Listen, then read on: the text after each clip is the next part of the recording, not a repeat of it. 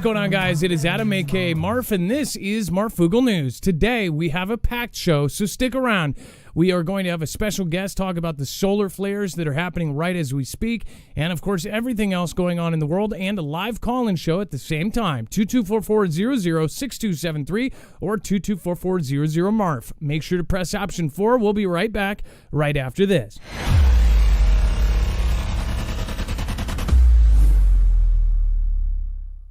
Nothing in this show should be considered legal, medical, or financial advice. The views of the callers can differ considerably and do not necessarily reflect my opinion, Dex's opinion, or anyone else who works with the show. You should always do your own research and consult with professionals. The internet is full of fake news, so please take everything with a grain of salt.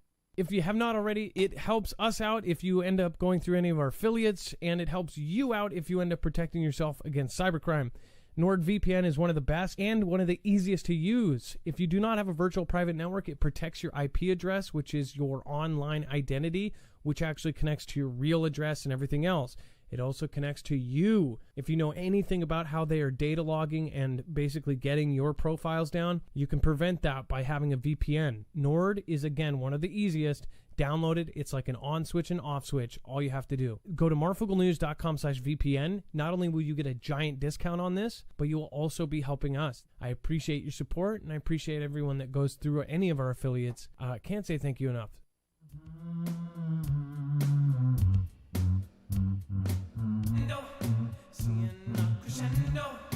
I'm not going out there where apocalypse wrong. Marfoogle News, where are you?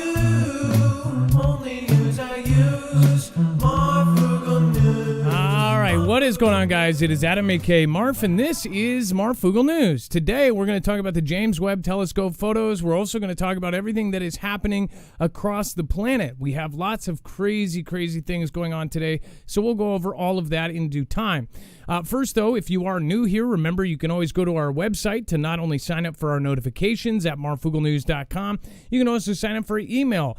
Again, make sure to go over there for our full bibliography. Every time that we bring you a single article, tweet, video, picture, document, we make sure to give you the source for it on our website. That way, you know exactly where this information is coming from. It's very easy to navigate. Just go by today's thumbnail. In the beginning, there was some weird mind-boggling James Webb Telescope's first picture. And again, we're going to look at that, and then some of the things that I've noticed. Again, most of you that have looked at it already or have seen some of the memes out, it's pretty crazy. There's a lot of crazy things there. I know that there are people that doubt its legitimacy, but again, it is definitely a fascinating set of photos. And then again, we'll be looking at some more of those over on Twitter as well. So make sure to click that. Once you get there, you'll find that all of the links, articles, tweets, pictures, everything else is right there. On top of that, there's overflow. There's all the stuff that we couldn't fit in today because it is a call-in show. That is down at the bottom right past the yellow bar. And then over on the right, there are affiliates. If you do see a product that you want, when you go over to those boxes on the right, you'll notice that those are all our direct links. That way, you are supporting us by getting any of the products that you probably already need. So, again, make sure to check that out. Let's bring in my co-host/internet brother, Dex James. What is going on, and how are you doing today? Well, hello, Adam, and hello, Foogle fam. I'm doing just fine. So the first James Webb Space Telescope image shows deepest view of the universe ever. I know that there's already debates going. Again, actually, our first comment, Bible Talk 777, one of our most awesome people here, says, "In the beginning, God created the heaven and the earth." Drop the mic. That was probably the best way to open today's show. There are, of course, tons of arguments going on Twitter right now as we speak about why this looks the way that it does. Again, there's multiple photos that have come out now, but again, I believe this was the first one that they showed the public. And I believe JB, our Prez, actually teamed up with NASA to release some of this. I do want to point out there's some really, really just strange-looking things. And again, Dex, this is like... As far as like the look of some of the stuff, there's some pretty trippy stuff. If you look right here, there's this thing right up in the top that looks like a galaxy with some sort of white light, emanating out of it, like it's popping out. Over here, I can't really. Let me see if I can zoom in one more time. This almost looks like a guy standing next to a harp. I wonder who that guy would be, right? What else do you see in this photo? Now, as far as why this is, controversial is that this is possibly looking back close to the beginning of time, or at least that's what they say. Dex? Yeah, I was going to say the lights that shoot off of the stars are actually the light refracting from the telescope's arms that hold the mirror. I think this telescope has 3 mirrors, but it's making a composite of like 18 images. So that's why you see those shooting. If you had like a single mirror on a telescope that was balanced in the middle with, say, 4 arms holding the mirror right in the middle, then you'd have perfectly 4 lines of white or light shooting off on 4 sides, or, like a plus, like a cross. So this one has 3, but because they composite something like 18 different images, those composites make multiple versions of those 3 lines, and that's what you're seeing. The round dot is really what's there. The white line that shoots off of anything that's really bright is what's refracting around the arm that holds the mirror. So another thing is, did you get an explanation of what the lines are? Are those? It looks like it's almost spinning. It looks like the whole thing is spinning while it was taking the photos. If you take a long exposure, you'll see, a shooting star will be a whole line because it's taking the entire picture and kind of soaking it in. Is that because of those items were moving, or I guess why? I wonder why some things are clear and then some things are in this spiral effect, or is that because of the composite nature that they say they did it with?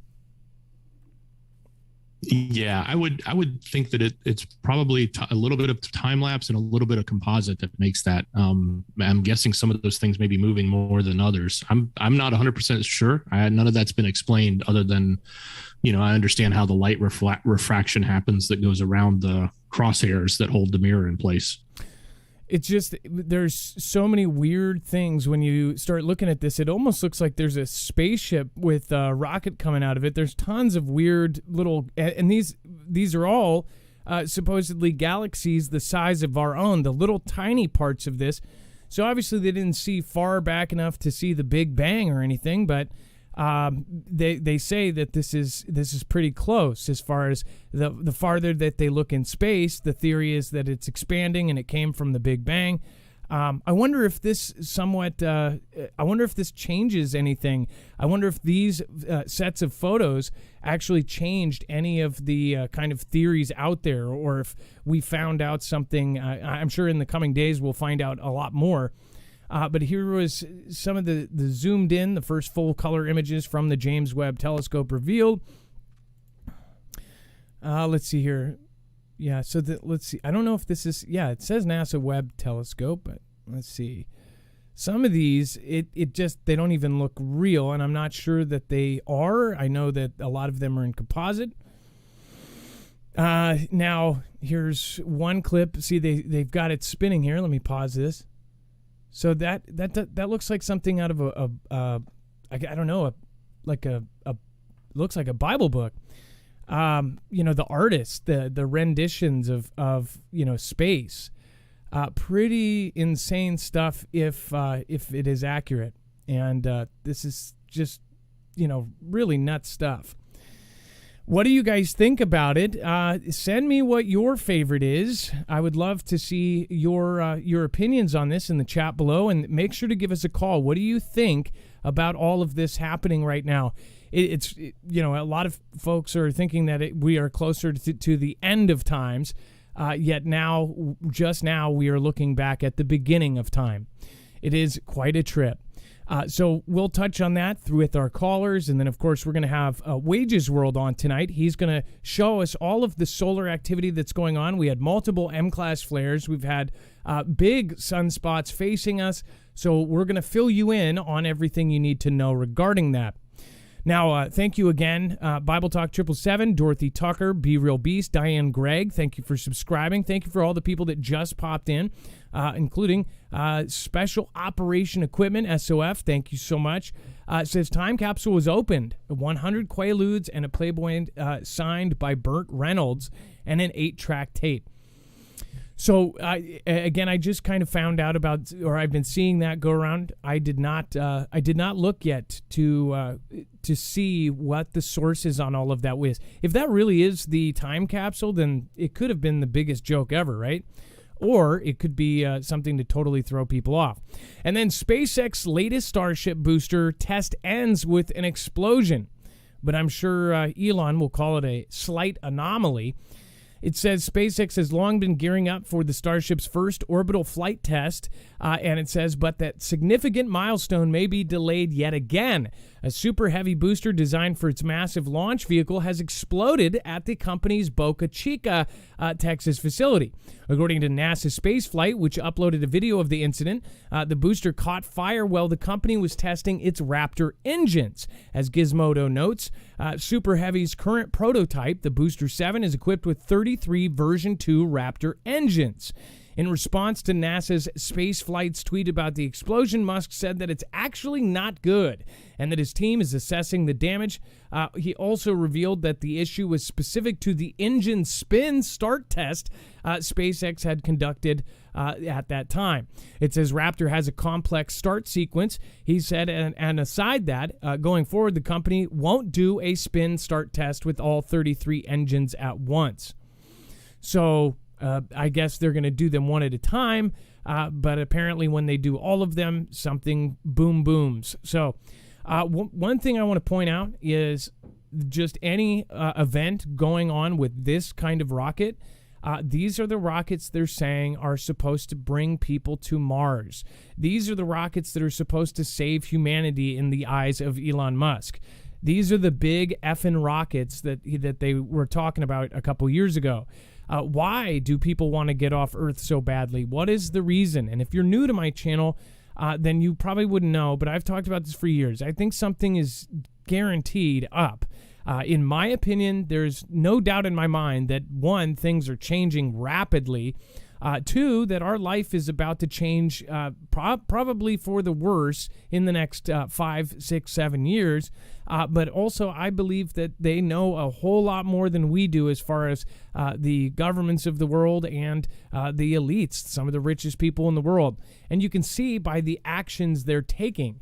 They're all trying to get tickets with this thing. All of the elites are trying to build rockets.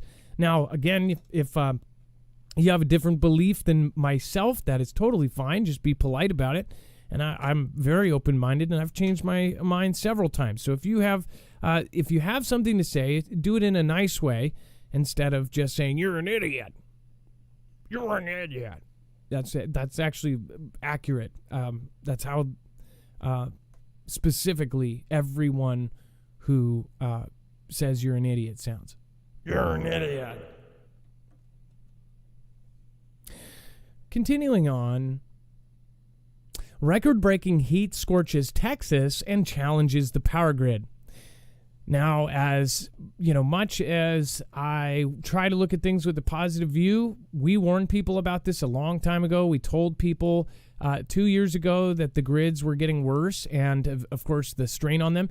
Now, the big debate is what is causing it. I'm not going to go into the debate of what is causing the heat or what is causing the cold or what is causing all of that. But what I will say is whatever is in charge of this is essentially happening. And this is the one thing that people aren't arguing. Everybody across the country has dealt with these heat. We've talked to our mods that are placed all over the country. And one of them, April, I believe it said she moved to a hot place where it's 108 degrees, or it was yesterday or the day before. So it's like, you know that everybody's dealing with this crazy heat. Now, whether it's a cycle or this or that, that's besides the point as far as a prepper's perspective. We're looking at, is the grid going to be strained? And we know that they have already warned us that we're going to have blackouts. And now more places have had rolling blackouts or say that they will have rolling blackouts than ever before.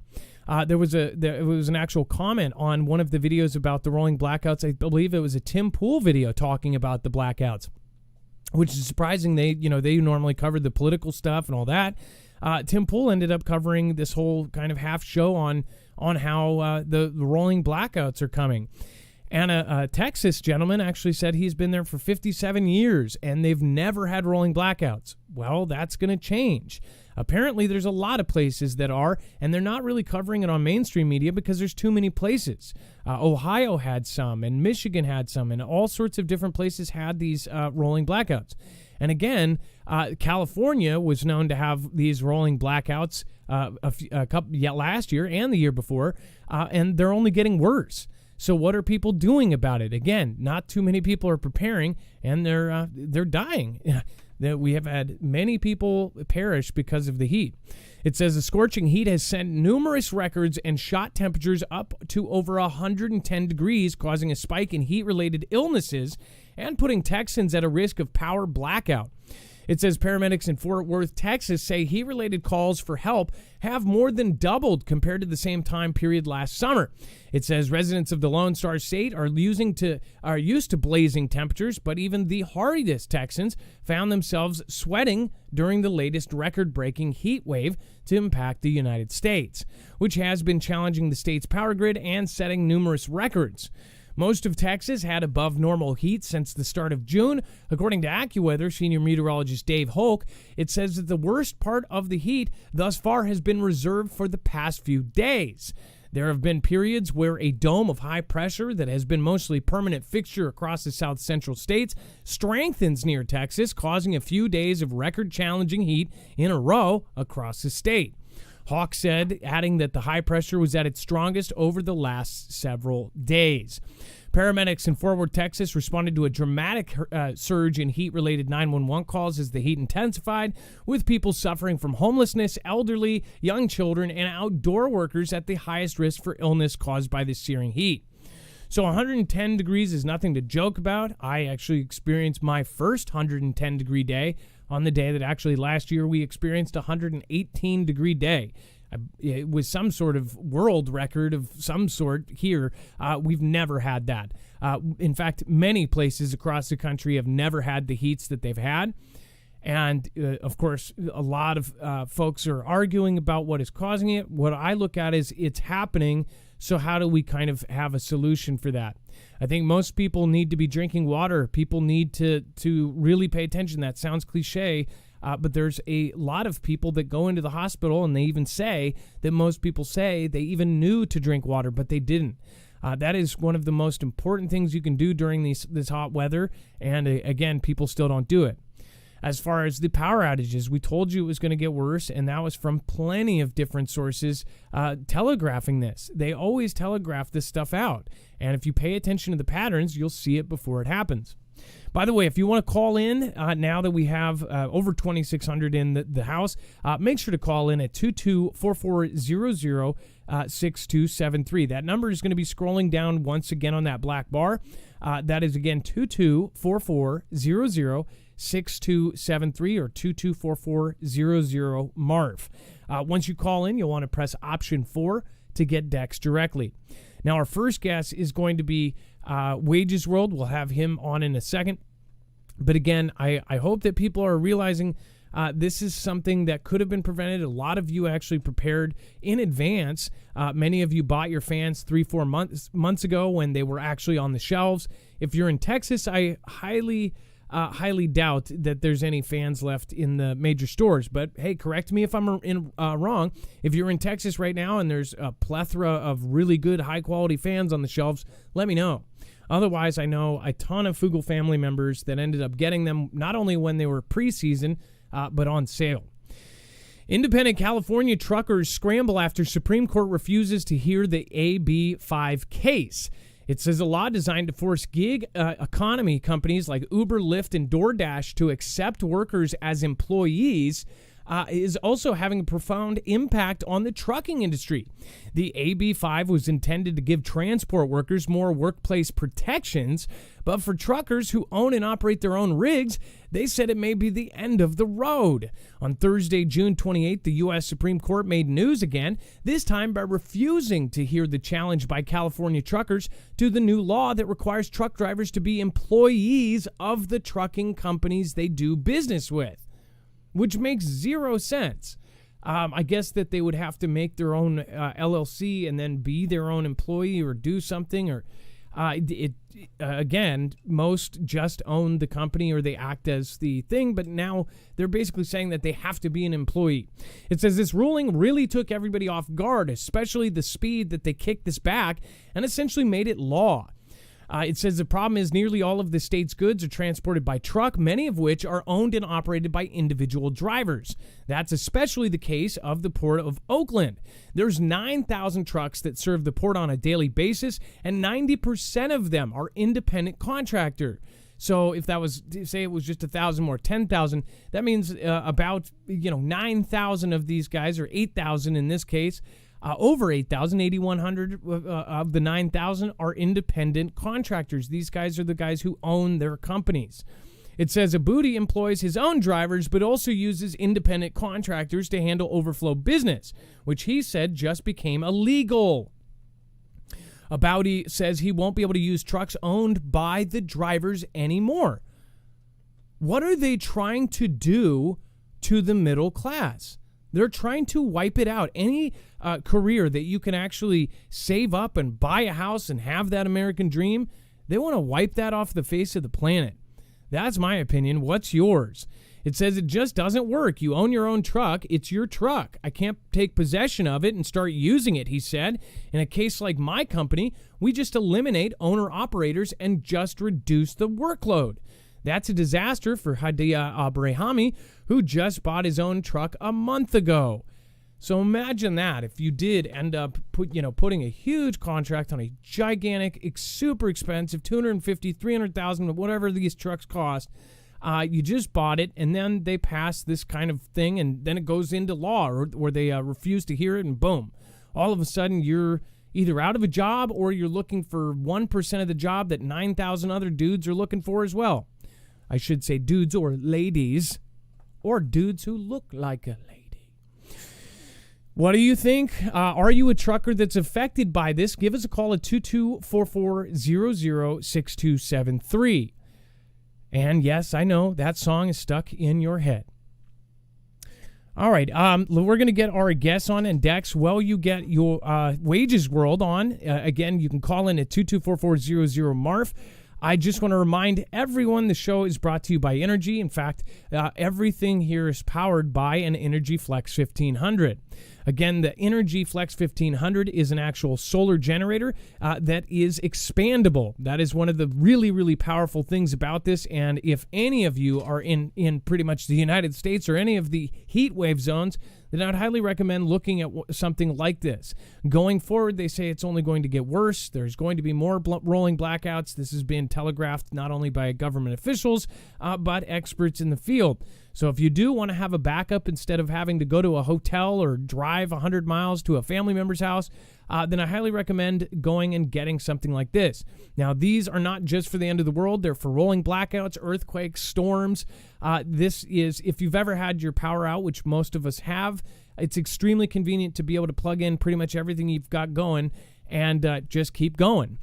This is especially awesome because, one, it is silent. Nobody is going to hear this from 3 blocks away and take it from you if SHTF really does happen. Because there will be a lot of desperate people. 2, it does not take any gas. There is no $7 to $14 billion a gallon gas to buy for this. You can either charge it via your wall for a one-time charge, or you can have solar panels and keep it running. We actually have uninterrupted power supply with all of this. This is how I do it. Now, again, this is expandable up to 96 batteries, and what is amazing about this is the quality. Anyone who has one already, please let other people know how solid this thing is. With 1 or 2 batteries, you can easily take it with you camping. You can take it to your cabin. You can even take it to the construction site. You can tailgate. You can power TVs off of it. Or you can power other things that are way more important, like CPAP machines. Again, marfoogle.com/energy. The sale is still going, and it is running out. There is a short wait list. The demand is so high for these that there is still a wait list, but it is now very, very short. It's about 3 to 4 weeks. And again, people that got it earlier, some of them waited upwards of 5, 6, 7 months. Again, the resources that go into making these solar generators, those are the resources that everybody is fighting over, and those are the resources that are becoming in extreme high demand. So if you want to keep your power going after everything goes off, make sure to go check it out. Also, remember, they make an EMP shield specifically for the Energy Flex 1500, which also sets it apart from many others. You can actually get an EMP protected and CME protected solar Energy Flex 1500. All right, that's marfugglenews.com/INERGY, energy with an I. All right, thank you guys, and that does help support us as well. You get a discount, and you're getting an amazing thing that may just save your life. All right, let's get Wages on, and Wages World is going to talk about, of course, everything that's going on with the sun. Obviously, a really crazy set of events over the last couple days. Let's see here. And Wages is live, Adam. Wages, you're live on Marfoogle News. What's going on? Hey, what's up, Adam? Hey, Foogle fam. Good to be here, guys. Hope you guys are doing well. All right, so I've got a Dropbox with some pictures and some different things that you're going to explain. And first off, obviously, many people haven't really paid attention because there's so much other stuff going on. We had some action from the sun. Is that right? Yeah. We've had an uptick in some solar flares, and actually we've had some. I don't know, man. We've had a lot of eruptions off the sun too. And it's just going to keep coming. We're coming out of a slow time, and we look to uptick and get right into solar maximum now, and that's going to be very, very, very busy. So, yeah. Okay, so I opened up. If you got the. I have solar X-ray flux.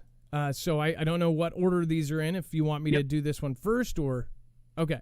Yeah, I'll tell you the number. We'll probably just go down the order that we got them there. But yeah, what you're looking at there, guys, that's the X-ray, and that's how we judge how big a solar flare is. If you look to the left, on the left side of that, you'll see A, B, C, M, and X. Those are the classes of flares. So you can see that we've had, you can count them yourself, put 1, 2, 3, 4, at least 4 to 5 M-class flares. And these are ones that aren't necessarily coming at us. X-ray, when it leaves the sun, it goes out in all directions, just like light. It's not like plasma. It's not like a CME that has a specific direction. So when it does erupt, sometimes like that, there's that middle one there that you guys can see on that line. It actually probably was bigger than an M-class flare because it was kind of on the limb of the sun, and the sun was actually blocking some of the X-ray from getting to our detectors.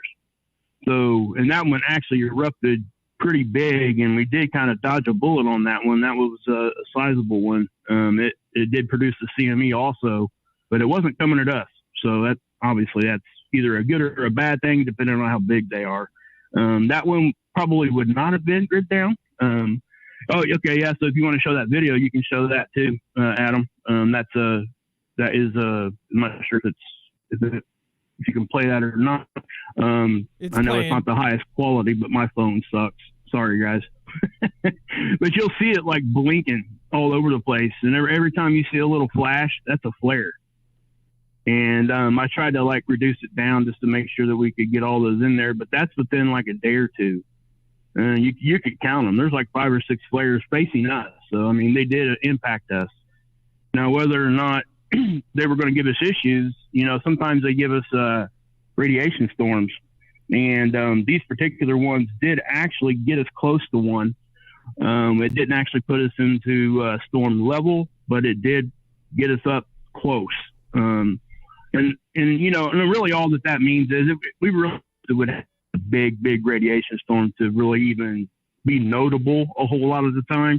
But it just shows how active the sun's starting to get. And the more of those X-rays and what a radiation storm is, it's a flood of excited protons. And it takes a little bit longer to get here than what X-ray do, but it gets here faster than the CME. So it's kind of like in the middle there. And it messes with our ionosphere. But if you're that index you got right there, that is NOAA's prediction as far as forecasting out. And tomorrow they're forecasting us to have a G1 storm, and I think that's probably going to happen, if not a bigger one. Will we see big events from that? Probably not. But there's always possible. You know, we've always talked about the SpaceX thing with the satellites falling out of the sky in between two G1 storms that should have never ever bothered those satellites, and it did. They had launched multiple times in same conditions, so it's just another thing that we can point to and say, hey, our magnetic field's weakening. We're having issues. We need to pay attention. And so, you know, we really do have to. And then, you know, if you go down to the fourth picture there, Adam, you're going to see a picture of the sun. And I know it's white and it's probably got dark blobs on it there. Those are the sunspots. You could probably take, if you had a sun filter, you would be able to go out in your backyard and see those for yourself. Big. Those are really, really big ones. Those are bigger than Earth, why right? Why is that important? Well, oh, yeah. Yeah, those are multiple. Each one is bigger than Earth. Oh, yeah. The ones there, the two that are in the middle, especially the one that's on the south side of the sun there, that's, you know, those, you could probably, from end to end, that's probably 10 Earths wide, if not more. You know, inside those holes, you could probably fit 2 or 3 right inside the hole. So, you know, those are sizable. And, you know, and what we've seen this sun cycle thus far is we get these really big sunspots that rotate through, but their magnetic signatures aren't unstable, which means that the you know, on the left side there would be negative, on the right side it'd be positive. In order to have a flare or order to have CMEs and eruptions, those things have to be intermingling. So they've been really, really stable, but that's not going to last very long. That's not going to hold out every time. So that's why we watch these big ones. Because once we can see, like the one to the left of that, will see that that one there, actually, the magnetic signature on that one, it is unstable. So we're going to have to, my opinion, watch the one behind it more than what's there in the front. But that second one, that's actually, you got me? You still there? Yeah, we're still here. Sorry. Sorry about that, man. I mean, my phone beeped on me. Apologize. Oh, no worries. Anyway, you got, go ahead. What's that? Just said no worries. It's all good. Keep going. Oh, okay. Yeah. All right. Sorry. I don't mean to keep talking. You want to stop me anytime, Adam, go ahead. I just was trying to. I'm just popping through the photos. The, I'm listening intently. I'm okay with just flipping through the photos and letting you explain it, because I'm not an expert by any means. So I'll just let you explain the next one. Okay. Now I'm on the space weather overview. So go ahead. Yep. Yeah. That's the extended version of the one we showed earlier, but it's the next day. And you can see there on the bottom, we actually had a geomagnetic storm today. And it wasn't, where you see the yellow bar there. And again, it's not really major newsworthy. I mean, we need to pay attention to it, but it's nothing that's really going to affect our everyday lives. But it's still pointing to, hey, we got action coming. And, what's interesting is if you go ahead and go to the next picture, I'll show you that one, and we'll go from there. Let me know when you get there. We're good. Okay. So you see there you go. What you're seeing there is that's from a couple days ago. Those are 2 CMEs that blew off the sun to the left and to the right of us. If you can see the sun's in the middle and the Earth's the yellow dot on the kind of on the orbital line there. I wanted to show you guys that because those 2, actually there's 3 in there. If you look close enough, they missed us. And, if that would have happened at a different time, all 3 of those possibly could have hit us. And, so when we're starting, these are not little ones. These are ones that will definitely give us, geomagnetic hits. And, it's hard to tell how big or bad that would be. But, what we're seeing also is more higher dense events happening right now. And we've had larger coronal holes opening up, and that's when you get a higher dense solar wind. So when you accompany that with CMEs that get embedded in it, they can really give us a big jolt. And that's what we're looking at right now. And again, we're coming out of a I know we're moving towards solar maximum, but if you look at the historic data, you will see that there is a time up to the peak of that we will have a slow time, and we've already had that slow time. We're coming out of that right now. So things are just right on time. They're starting to ramp back up. And that's, this is what we're going to have to be dealing with. And go ahead. Well, for somebody who doesn't follow the sun, as far as, can you explain to them when solar maximum will be and what years does that fall into? Well, solar maximum definitely is. It's movable, I guess, if you want to use those words. There's no set date or set start or stop time. It's all dependent on the magnetic polarities of the sunspots themselves. So when you start seeing polarities that are supposed to be reversed, because the sun cycle, and I know I've talked about that. I'm sure you know this too, Adam. So I know you've talked about it. But when the sun does a magnetic pole flip, that's when the sun cycle starts over.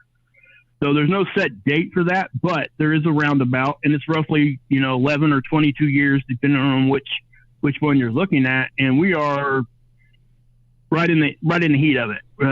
We're coming right up to the beginning of solar maximum at the end of this year into the next, and it's just going to do nothing but get busier. And that's just what's going to happen. And what you're going to find is you're going to see a lot of times that we're going to start getting hits that we didn't know that were coming, because some of the smaller ones are going to get embedded in stuff, and our tools won't be able to see it because they'll be focused on the larger eruptions, and that's what the cameras are supposed to do. And that last picture you got up there, I really wanted to show that one too, because if you can, I did that to Dex. I apologize, Dex. Said it to me right at the last second. Anyway, if you see that finger down there on the bottom, that is an eruption, and that is a huge eruption. That is it's probably a filament. We can't really see it because I think it actually came from the backside of the sun.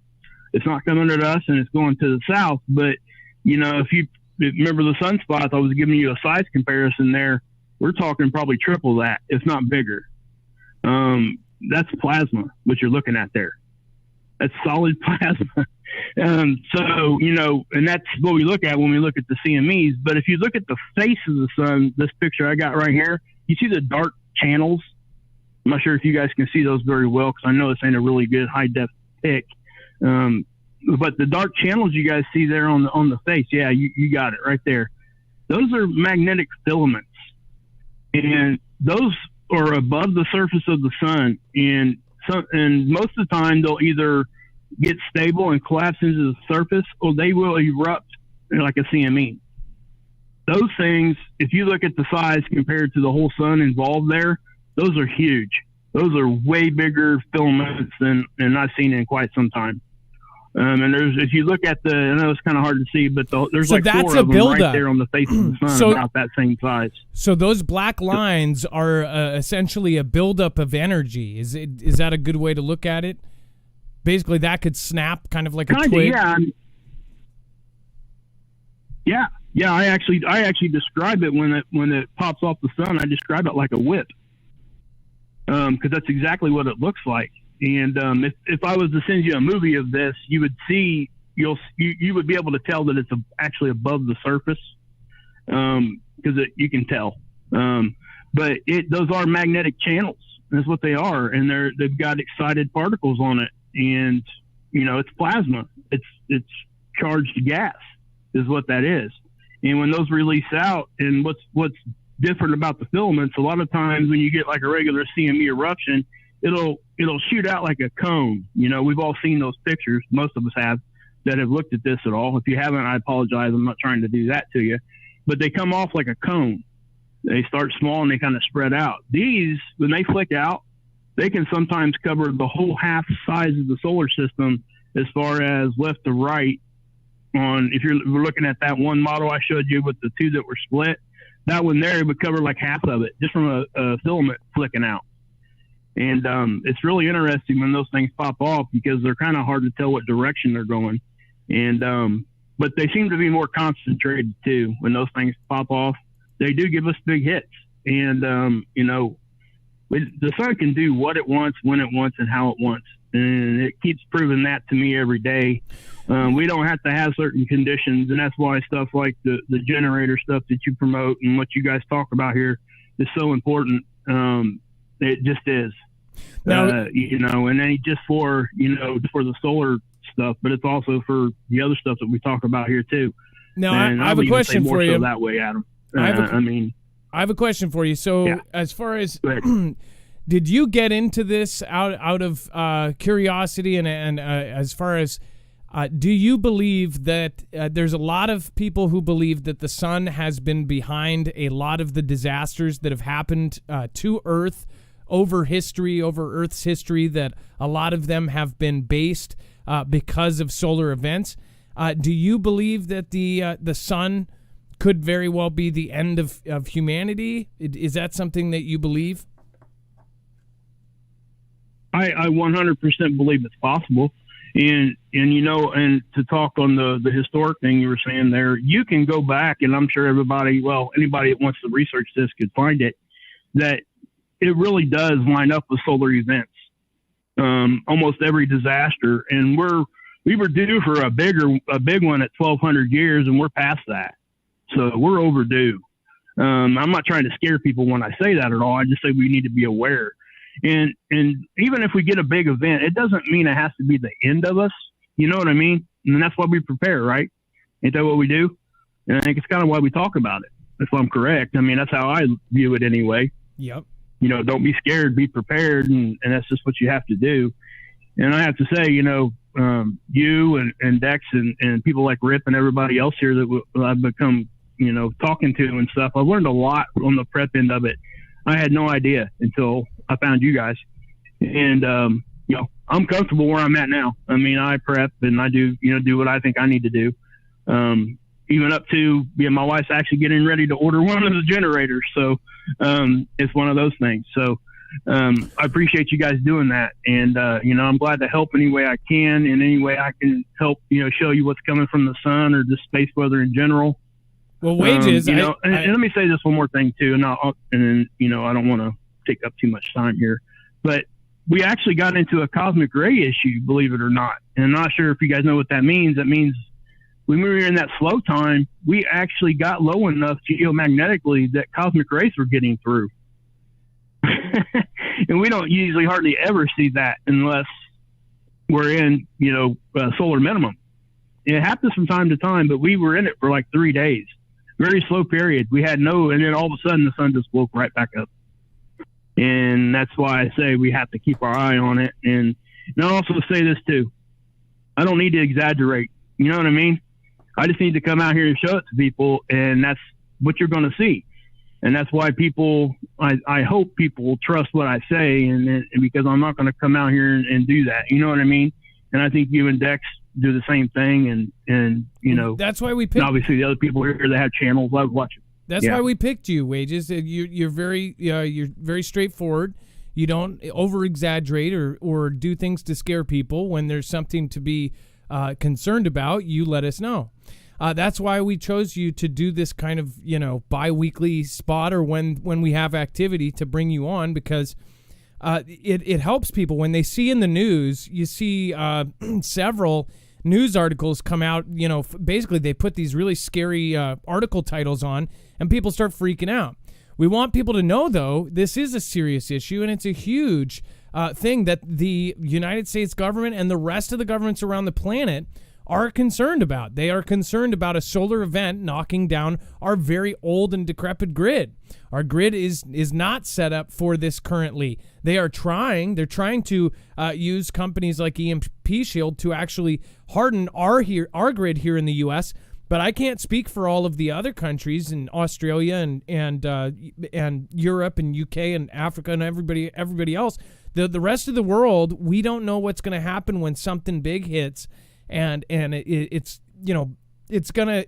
would be a very bad thing. So that's why if you're prepped for it and you have your ducks in a row, this isn't going to physically harm us.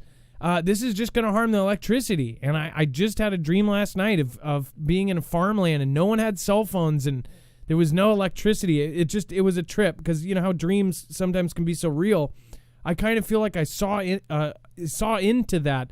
Everybody was like, hanging out and talking, and it was such a weird dream. I'll talk about it when we do our show with Jacob Israel, but man, what a crazy Wow. vision of just no electronics. It's something that we have grown dependent on, and now we are attached to and addicted to, but it could all leave in 1 second.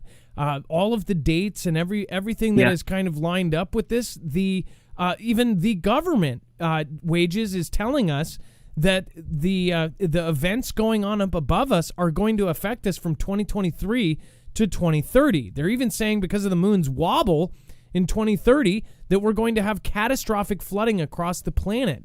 I mean, this is just, even if it's not true, what do you think we're going to see here down on Earth? What do you think we're going to suffer from?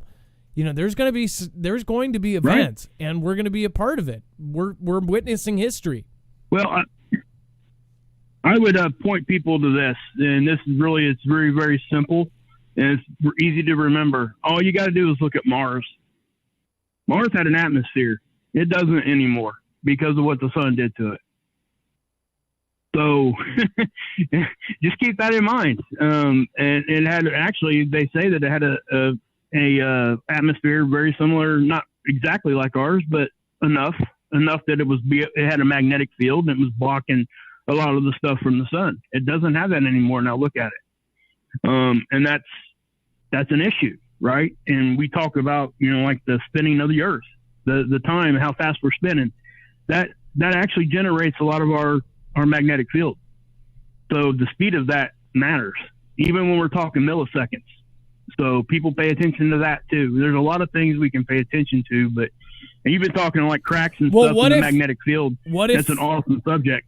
Well, yeah. Last time, just a week ago, we had this huge crack in the system open up, allegedly, and then we had. And then I just wanted to mention what you said before is Japan, the earthquake that happened in 2011 and the earthquake that happened in 2004.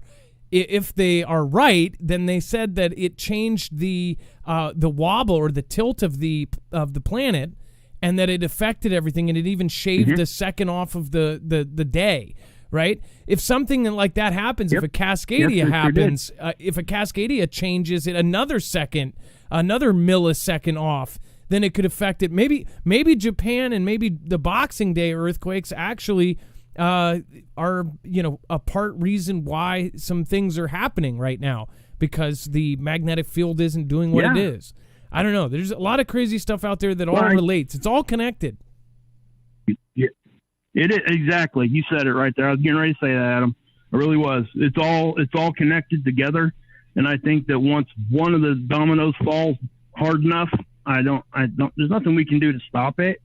All we can do is, be there for each other and do what we do here, and, we all have different strengths. And hope that we can't lose the hope. That's where it's at. Can't lose the hope. Can't point fingers. Just got to do what we got to do, Absolutely. And love each other. That's where it comes from. So, well, Wages. But yeah, thank you so much for coming on. I also want to point out that if we gather as communities and work with other people's strengths, if it really did hit the fan, you would basically go back to kind of tribal type things. But in your community, you would want a doctor, you would want a leader, you would want you'd want security, you would want all these different positions to be filled in your community. I think that part of the prepping community and a lot of the serious preppers, they already have those kind of roles figured out. There's whole communities that do this as their hobby. Everybody has hobbies. Most of the really hardcore preppers, they meet up with other people even across their state, and they go over things. If any of these things were to happen, they have the roles. They have a doctor and a nurse and a backup doctor and this person and somebody who would deal with food, with this, with that. And I think that you being a stronger expert on this than we want to bring you in, so we provide that same kind of value out to the audience. So I appreciate you, and Wages, thank you for taking your time today to bring us this update. I appreciate it. Well, I appreciate you guys. I love all you guys. You and Dex are awesome, and the Foogle fans has always been awesome. Been here since, I say it all the time, been here since your apartment caught fire. Anyway, we'll leave it at that. And I love you guys. You guys have a great night. And Adam, keep kicking it.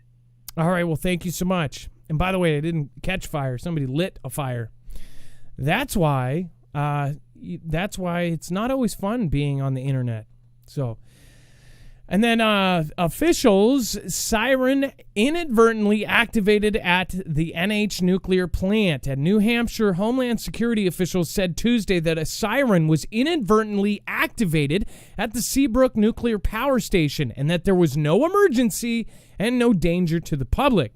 The state Homeland Security and Emergency Management Agency and plant owner NextEra, really, did they name it NextEra? Energy Resources put out statements more than 30 minutes after the beachgoers in nearby Hampton and Rye said that they heard announcements at about 11 a.m. about the beaches being closed because of a problem at the plant. It says, we are aware of these sirens calling for an evacuation near Seabrook Station, said Bill Orlove, the spokesperson for the plant. The sirens activation was sent in air. Testing of the system. Oh, come on. So do you guys remember Hawaii? Do you remember after Hawaii, all of a sudden Japan had the same exact error? They ended up sending out text and all of this other stuff. How does that happen once? Then it happened again. And then in that 6-month period, I actually covered this, and you can go back to my earliest videos. I found it so absolutely fascinating that there were so many false alerts. And I'm talking all over the place. California, I mean, you go back, and it was like every couple days I would cover it. And it's not something like where they're not covering it, or, so say there's always bang bang events, right? They're all the time, but they choose which ones to cover and to really put, 4 days on the news, 5 days. They cover certain ones. This wasn't something that was just happening all the time. It doesn't happen all the time. It is something that is incredibly serious. We were talking about the events we're talking about is sending a text message to every single phone in Hawaii saying that there's a nuclear missile on its way. This is not a drill. People were dropping their babies into manhole covers, into sewers, because they thought they were saving their kids' lives. People were socking people off of motorcycles and stealing the motorcycles, driving to the other end of the island. People were taking boats, robbing people for their keys. A lot of people don't talk about what happened in that 45-minute period. People wrote books. Jim Carrey said it changed his life. He was on the island at that time. I talked about that because something very fishy was totally wrong with that. And I think that a lot of these things, we just had a nuclear PSA go out in New York, and now New Hampshire has an accidental evacuation siren. Now, I also want to point out all of the different accidents that have happened and how they have been brutally covered up by different countries. A famous one, Chernobyl, where they basically made, everything is okay. We're all good. It's all safe. Think about how many times that's probably happened where something really is going wrong, but they say, don't worry about it. It's okay. Those were done in air. We were testing. We pushed the wrong button. And remember, Hawaii, when they said, they public statement, they said, he accidentally pushed the button. There was no button. It was a drop-down menu, then a confirmation, then another drop-down menu, then another confirmation, then a drop-down menu, and then the confirmation shook the guy and was like, are you even sure? And he did it anyways. Because why? He ended up saying, I actually thought it was real. I was told that it was real, that there was a missile inbound to Hawaii. Because why else would you scare the crap out of an entire island? And some witnesses say they saw a big flash and a boom and something go into the water. So whether that all of those hundreds and hundreds of people that said that they also saw on the news, that eyewitnesses said that on KHON 2, their local station, and then it just cut to commercial, and all of the people that commented on my previous video about that, everybody saying, I saw it. There were people on the boat, and they said that they saw it. And then it was just cut. And then people just believe what the story is after time. It becomes history. And then in history, people read and they go, what happened to the Hawaii missile thing? It's just a false alert. Somebody pushed the wrong button. When really that whole thing was suspicious. Everything was. The submarine, that basically saved us from a planetary catastrophe. We're never going to know the truth on these things. And we're never going to know the truth on this. Local authorities have told the public there is no need to evacuate. Seabrook Station is currently operating with no issues that impact the nearby community. I just wonder if there is something going on. We have boom boom dogs sniffing all of the subways in New York. You, of course, have nuclear PSAs going out when that's a complete no-no. After talking to somebody who's worked for a liaison for FEMA and the military, the connection between the two, active military that basically connected it, now still works for FEMA, said that it looked rushed. I even saw that Nate, after we did our video, Nate over at Canadian Prepper, he said it looked like it was done with a very old, PlayStation 2, for Real Engine 1 or something. It looked rushed. Absolutely rushed. Like somebody just made it on their computer or something and they popped it out as fast as they could. Is that telegraphing? Of course, we're not trying. Maybe it's a distraction from all the other stuff going on. Maybe all the stuff that's coming out right now. Either way, preppers are going to prep, and that's what we are here for. We're talking about these situations. If you're afraid of this, then you're watching the wrong show. And then we have Xi is stealing Taiwan's sand. At the end of April, the Taiwan Coast Guard Administration received a new frigate, the Hsinshu, at 4,000 tons. It's a massive beast, and it was immediately signed for duty in Taiwan's Northern Pacific Flotilla to protect one of Taiwan's most precious maritime resources, sand. Xi is increasing its dredging of sand in the island's waters. It's a devious activity that gets Beijing much-needed sand and presents Taiwan with large expenses and maritime degradation. It says the Hsinshu is the second of 4 planned CGA, or Coast Guard Administration, frigates, and is equipped with 3 high-pressure water cannons that are able to shoot at targets up to 120 meters away. It says Taiwan News reported when the new frigate was received around the time of the Hsinshu's arrival, the CGA also received the 4th and 5th of 12 planned offshore patrol vessels. The frigates alone will cost Taiwan almost $400 million. The CGA needs its new vessels because in the past few years, the Matsu Islands, Taiwanese territory close to the coast of Xi's country, have been receiving a steady stream of unwelcome visitors. The visitors are excavators and crews that arrive in the waters off of the islands, waters that belong to Taiwan. Take Taiwan's sand, and in 2020, Taiwan expelled nearly 4,000 Xi-owned sand dredgers and sand transporting vessels from its water. Just to remind you how they made the Spratly Islands is they took that sand from the bottom of the ocean and they piled it up until they created an island. And then they packed it down once it went above the water, and they kept doing that until they had airfields and they had islands, and then they had claims to that part of the sea. They're trying to take over, and it's pretty clear what their end goal is. They want to take all of Asia back. I mean, look at this. We have Vlad trying to take the former USSR. No Limits partners. It's like him and Xi talked and they were like, let's just take back everything. Let's write history or something. We're living in history. No matter what happens, even if they don't do any of this, we are still living in the craziest times of history ever. I mean, this is insanity. Combine all of the things that we're talking about with, of course, all of the technology advances that we have seen in just the last 30 years.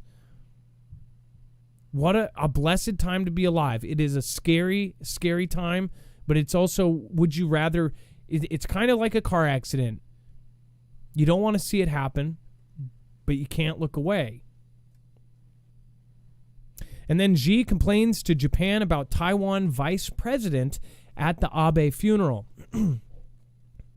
It said that Xi's foreign ministry said on Tuesday its embassy in Japan had lodged stern representations with the government about Taiwan Vice President William Lai attending the funeral of former Prime Minister Shinzo Abe. Lai visited Japan in what a Japanese official described as a private visit to pay his respects as a friend of Abe's, a move that was most likely to upset Beijing, which considers Democrat-ruled Taiwan to rule its own territory with no right to the trappings of a state. It says ministry spokesman Wang Wenbin, speaking at a regular news briefing in Beijing, said Taiwan was part of Xi and, of course, does not have a so-called vice president. After the perishing by hand of former Japanese Prime Minister Abe, the Taiwan authorities used the opportunity to engage in political manipulation, Wang said. It's impossible this kind of scheming will succeed. So one reason why we're paying attention to this heavily is because some believe that Xi or counterparts or agents or something may have had some sort of part in Abe's passing. Now, I don't know if part of this, though, what ended up happening is they ended up kind of rallying over his death, and it looks like they are going to amend this constitution, and they are going to be not only a passive nation that will only attack if they are attacked, but they will be a nation that will jump into a conflict or even be the first strike kind of country. Now, people look at Japan and then look at Xi's country and they go, well, they're so much smaller, they wouldn't do anything to them.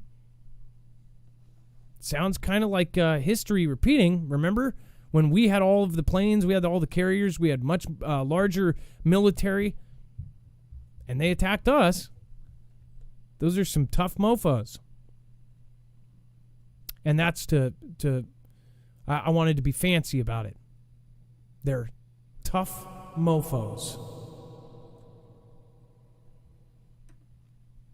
Added echo for exaggeration, of course. All right, and then remember the number to call is 224400-MARF. Again, that's 224400-6273. That number is down on the black line right below if you want to call in. Thank you, everybody that has popped in so far. Special Operations, or SOF. Teresa Griffith, stay vigilant and stay safe. Striker Chaos, thank you for the super chat. I appreciate that. And then Jacob of Ephraim, thank you for subscribing. Welcome to the Foogle fam and welcome to the Marfia. Be Real Beast, all distraction is so they continue to destroy the dollar while we sleep. What do they call that when you passive income? But they're doing passive destroying of the income, right?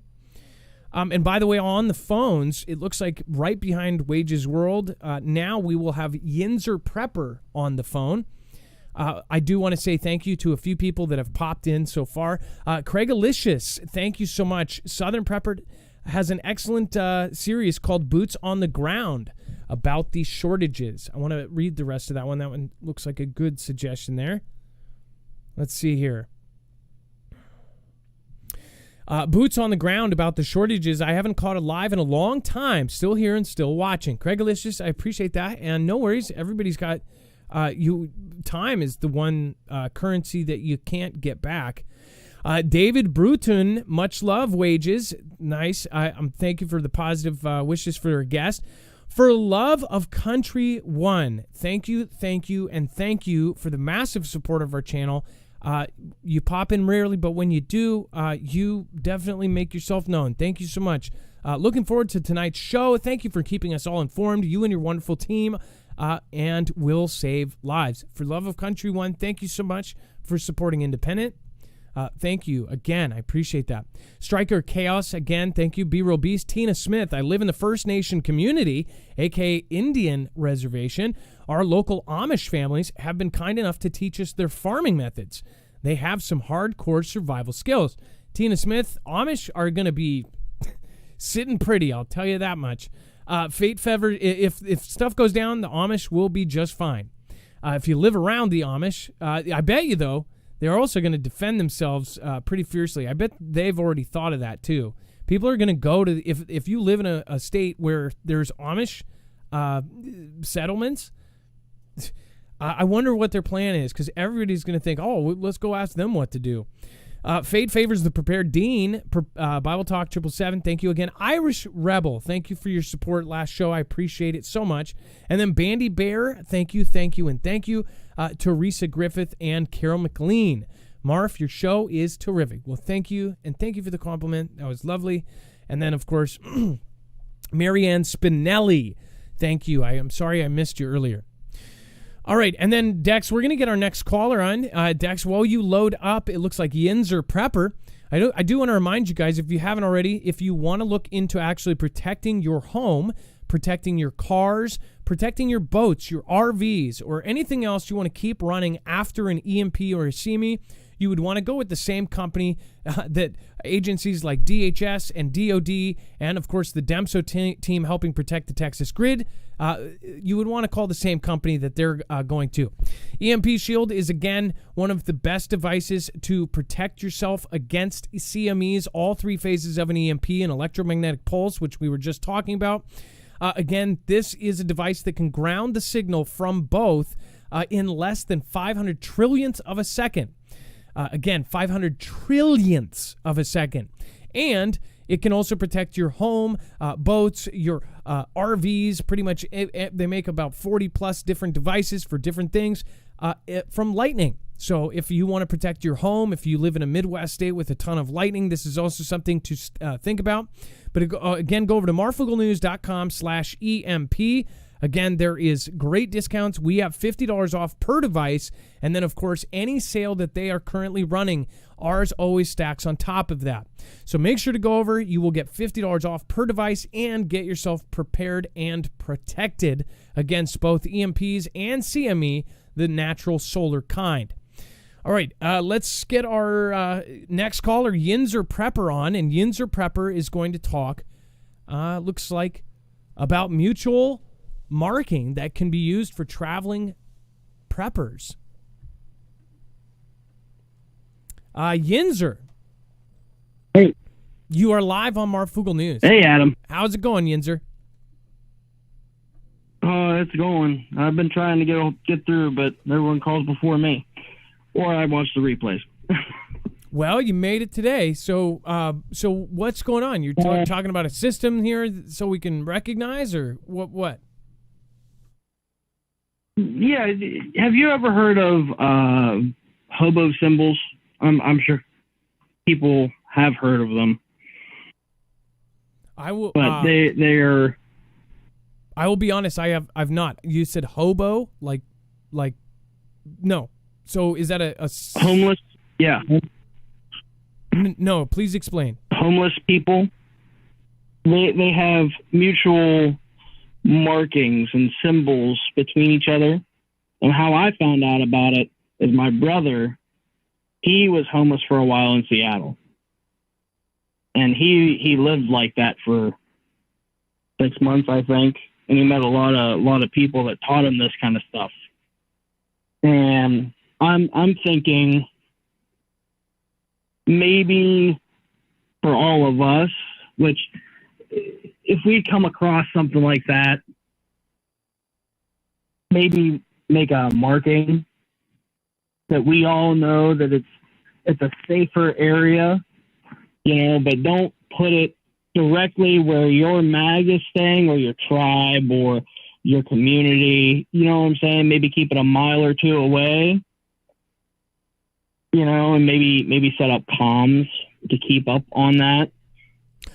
So like a symbol that you could either draw or spray paint on something that lets you know that there are friendlies nearby. Exactly. Like there's friendlies nearby, but not at the exact location, because that's just safety precautions. Because there's people here that are going to listen in and say, oh, well, if I know this symbol, that means that they're here and they're going to have food, water, whatever. It's not a foolproof system, but it's also it's kind of a trust-based system. Maybe a common thing. Well, what if you had a ham radio signature or something that you left, and when they found that symbol, it would be away from your camp? And then you called that, you tried to contact it through a radio or maybe a channel or something on walkie-talkies or something, and say, hey, a symbol to reach out to or something. The thing is there's bad people everywhere. There's bad people. It doesn't matter how many great people are here. The thing I've always thought about is how could we set up something that if SHTF happened, that we could back each other up, that we could make a tribe type thing. Yeah, you're gonna find bad people in a militia group no matter what. No matter how hard you try, there's always going to be that one person that says, well, it's my skin over yours. You know, and they won't help you out. They won't do what they should do is with a good moral compass, per se. But it's not a foolproof system, but it's also a way to where you don't have to keep your guard up 110% all the time. So somebody said the Marfarines, like the Wolverines. No, I would think that. Go ahead. Dex wants to chime in. I bet you. Hold on. Let's see what Dex's idea is. I was just gonna say I gave you a link to some of the hobo signals if you want to show them. Oh, perfect. So I didn't know about this, and I lived in Seattle. So let's see here. Oh, it's all over the country. It's like an unspoken language. So they get each other's back based, like it's a gang sign type of thing, but in a more positive way. I wouldn't really call it a gang sign, but it's more of a, hey, this house is okay to get food from. I've seen that symbol, or this place throws out food in their trash, or this place is okay to sleep. You know, I've looked at them and I've thought about it, but there's a lot of symbols there that mean a lot of intricate things. And you just want a common symbol of, okay, I know this area is safer than 10 miles down the road where I've seen unalived people. You know, or raided vehicles. You can tell the difference. Or obvious signs of keep out, or trespassers will be such and such. Wow, this is. I think you can catch my drift. I'm trying to. Yeah. No, I understand. I'm looking at some of these symbols. There's a full list on that page. Go further down. Wow, this is incredible. What? How have I not known this? There's tens, I would say almost close to 50 symbols. Like I said, it's its own unspoken language. Wow, a beating awaits you here. Authorities here are alert. Police here frown on hobos. Officers of law lives here. Courthouse precinct station. Judge lives here. Crime committed not safe for strangers. Oh, so they put that like if somebody just got killed in the bushes or something. Or like in the jungle. Yeah. Actually, I see that would make a lot of sense in the jungle. Oh my gosh, this makes me want to do a documentary and look for these symbols. I'll probably get killed or something. Oh, I'd imagine you would be. You have to look. They hide them. They make like little carvings underneath porches, or maybe in like a park bench underneath a park bench. You have to look for them. It's they don't put them out in the open because they don't want other people to see them. The three lines. This is not a safe place. This is actually very useful information. If you see these three lines, I'd be aware. Be prepared to defend yourself. Look at this. Man with a bang bang lives here. Easy mark sucker. So they even, wow, this is really fascinating. Oh, yeah. It's something good to look at, because when the balloon goes up, there will still be homeless people, and they know how to live without creature comforts. And I'm going to tell you, that's a really tight-knit community. And for someone who drove a Tesla and worked an office job and made 110 a week, they already know where you are, who you are, and you're a target. I'm not saying all homeless people are bad. There's definitely not. But like we said earlier, you're going to find bad eggs in the hole no matter what. But maybe a symbol amongst us would be a good thing, because I don't know anyone else's plan. My plan is to bug out, because I live in a very close quartered community. It's not New York City, but my neighbors are 10 feet away from my house. And I don't want to be here when the balloon goes up, and I don't want my family being here, so we're leaving.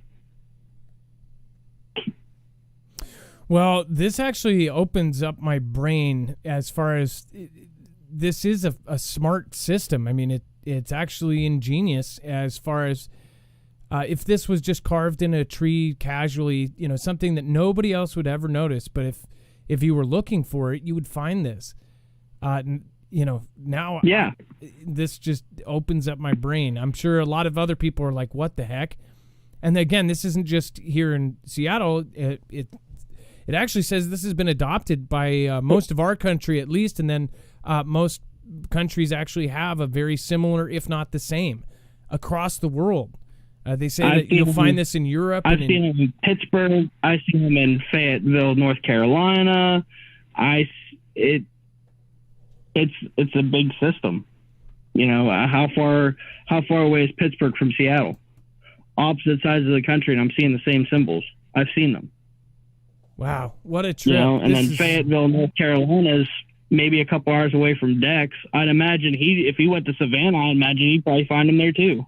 Oh no, I bet they're everywhere now. I mean, yeah, I'm kind of blown away. I mean, that's pretty amazing. Well, if we could tweak it and make our own system and make them different or something, I mean, they don't have to be complicated. I mean, look at some of these; they're very simple. Well, it's a smart thing. What we should really focus on is maybe just like a safe area symbol.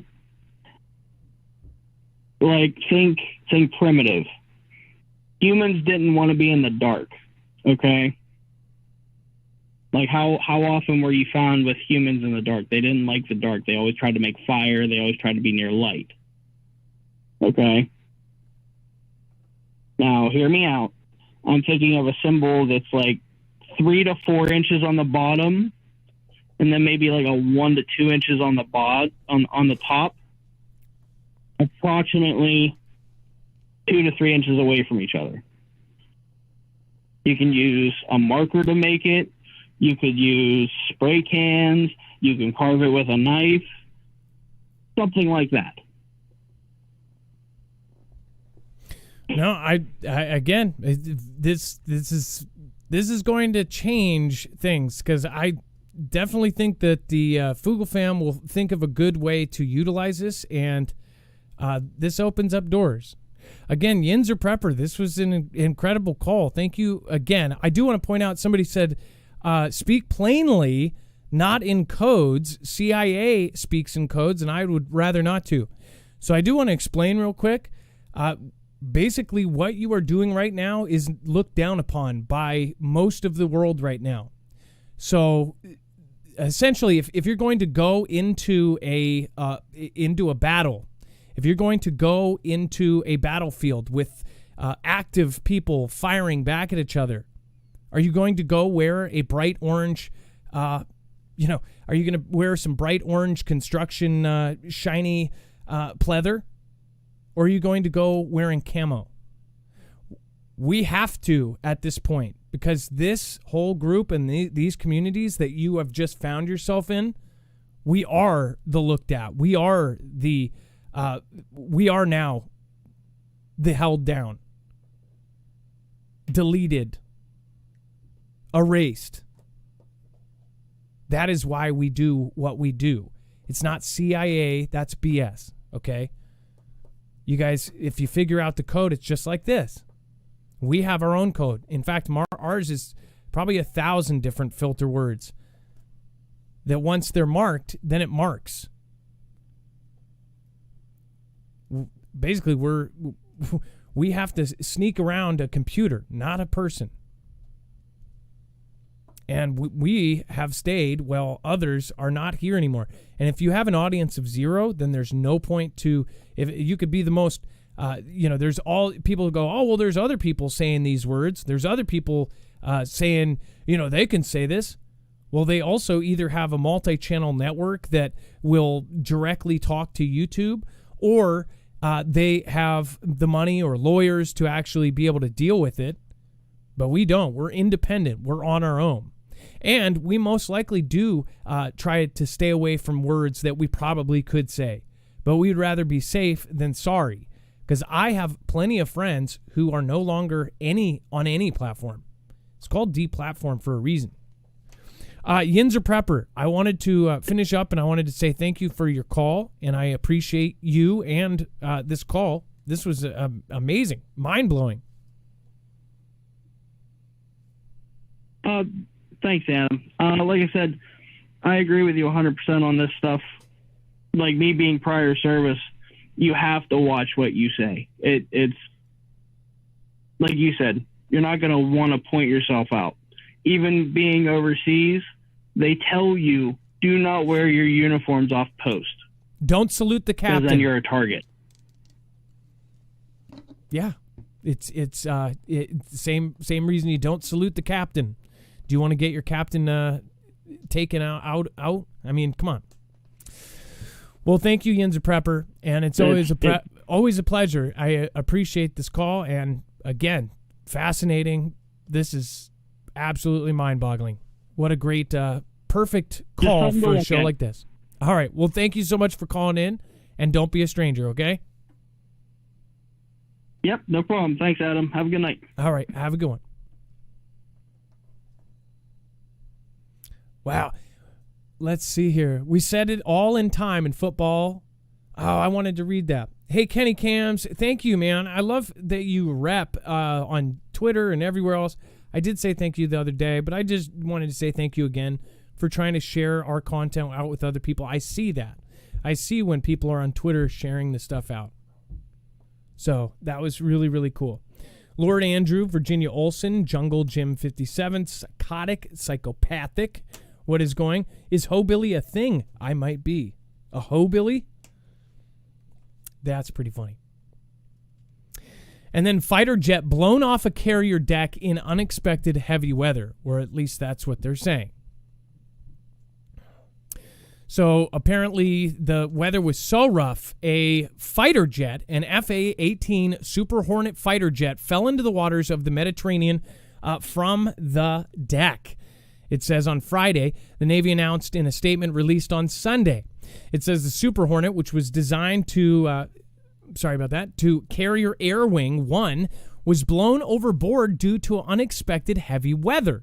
As the ship was conducting an at-sea resupply, the statement added, Navy planes are known to crash into the water during takeoff and landing. Losing a plane to rough seas is unusual. So I thought, Android Architect says it happens. Paul Stone says drunk pilot. And then Pam, I think you were the one who said, can you post that in your Twitter? I will post that, and it will be on our website. That list, in fact, Dex has already put it on the website or is in the process of it. Those symbols are going to be on our website. All right, and then as far as this goes, I thought they were like strapped down and everything else, and that's pretty incredible. Even if the water went completely over the top of the carrier or a rogue wave or something, there's a lot of planes on there. Why would just one fall off? Did somebody not clamp down the clamps or something? I don't know how they are held to the top of the carrier, but I'm assuming you have to strap them down or something. Am I right? I've never been on a carrier, so I wouldn't know. Dex? Yeah, they normally have tie downs in the aircraft with chains, especially during heavy weather. So there's an investigation going on as to why this happened, because it shouldn't have happened. Last time something like this happened was in '95. So it's been a long time since we've lost an aircraft like this, just out of random weather or random, rough seas or something. It's usually, like they say, it's an error or, landing or takeoff or some sort of malfunction. But yeah, that's why it's kind of interesting, because it's like, did somebody just not do their job, or did they just not? And why would only one go? If they weren't tied down, you think a few of them might have gone over. Mr. Beard says it's coming out of your pay. Yeah, that would be that would be a lot of paychecks. Thank you. Expensive mistake. Yeah, that would be one of the that would be a life ender. I think those jets aren't they like $1 billion or something, or at least millions. I feel like there's some jets that are an actual $1 billion. Like $1,000 million. That's just incredible for a single plane. $65 million for the FA-18F. That's a lot. What is the $1 billion? I know that one has hit $1 billion. Is that like the stealth boomer? Is that something that's like $1 billion? I know that there's some sort of $1 billion craft. Submarines are $1 billion plus. It's a lot of money. I think it's the F-35 is probably one of the most expensive. It's in the billions. Wow, that's just crazy for one jet. But that jet is probably untouchable, can refill and fly forever or something, So, and then White House and the iCountry ran to the store, set to deliver armed drones to Vlad. So essentially, our government here in the U.S. is saying that the iCountry is going to be bringing armed drones to Vlad's country. Said that it believes that Vlad is turning to the iCountry to provide it with hundreds of unmanned aerial vehicles, including weapons-capable drones, for use in its ongoing invasion of UKR. U.S. National Security Advisor Jake Sullivan said it was unclear whether I had already provided any of the unmanned systems to Vlad, but said that the U.S. has, quote, information that indicates is preparing to train Vlad forces how to use them as soon as this month. So what I don't get is are they ahead of Vlad in drones? Because I guess, I would think that Vlad has this. They have an advanced military. They're not the U.S. military, but they are definitely advanced. They've spent, whatever chunk, 30% of their GDP on military. So kind of... do they need them, or are they getting some very, very, very special ones? What else is being traded? What else are they giving them? Are they giving them any kind of nasty weapons that we don't know about? What do you guys think? Let me know in the comments down below. And then HIMARS rockets strike fear into the Vladians. Says this is just the beginning. What a day for that to be out, right? U.S. supplied HIMARS are so accurate they can land on a single penny, and Vladian forces should be prepared for a hammering over the coming weeks, a blogger who witnessed the strike reported. It says, yesterday, I happened to witness a HIMARS strike, and it said on Shabreria Verenev in Kherson, practically in front of my eyes. Roman Saponkov, a Vladian military blogger embedded in the front-line Vladian forces, wrote on Telegram on Monday. It says, quote, I've been under fire many times, but I was struck by the fact that the whole packet, 5 or 6 rockets, landed practically on a penny. He wrote on Telegram, usually MLRS lands in a wide area and at a maximum range it completely scatters like a fan. It makes an impression. I won't dispute that. It is clear that this is just the beginning, he added. They are going to hammer Kherson and other border cities, Belgorod in particular. They will cover all the command posts and military installations that they have gathered data on for the past 4 months.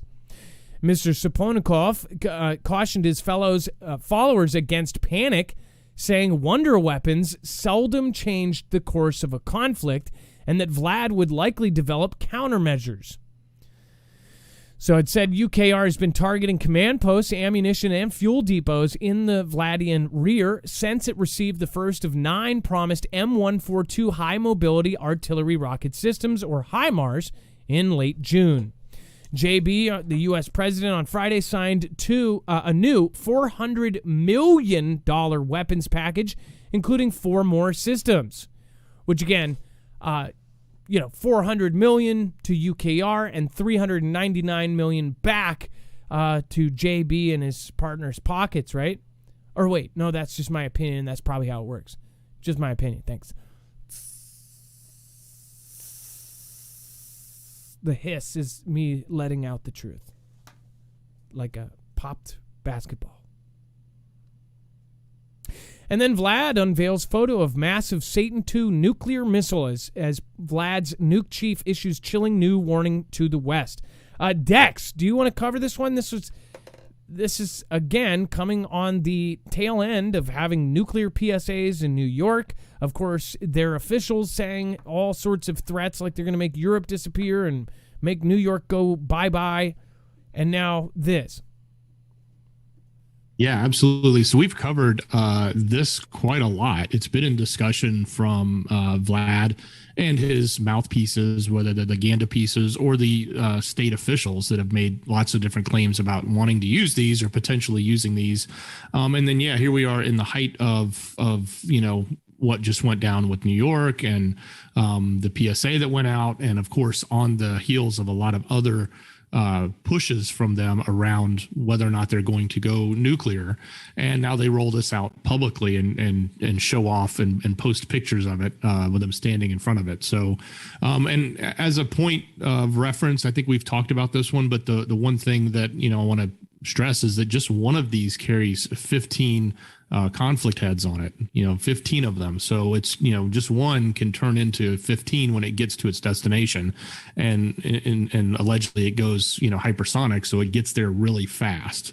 So that's kind of, this is the one that everyone says is the game changer, so to speak, if it can actually do what they claim it can do. And we've reported on it. Our own officials have reported on it that the tests that they've done and the things that they've done have actually worked, and they believe it to be real. So there's no reason to think it's not. That is pretty gigantic if you look at it. I mean, it's the size of. I mean, that's bigger than 2 big rigs. That's like 2 big rigs back to back, and then 2 side by side. That's gigantic.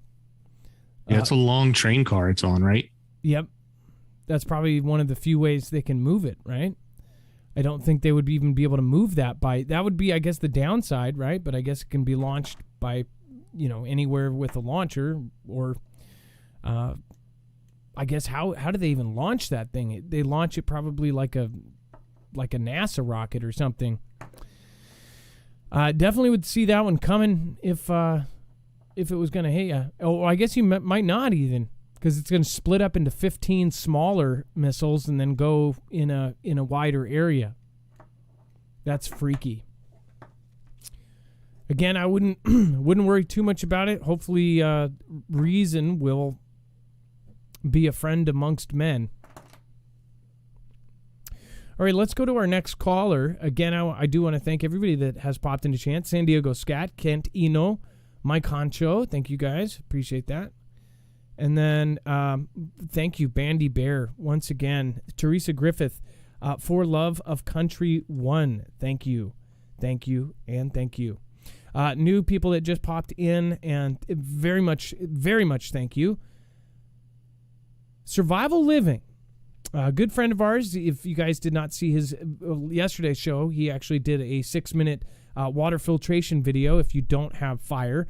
As a former freight train rider for 1.5 years, we use these rider tags, hence my personal tag, Survival Living.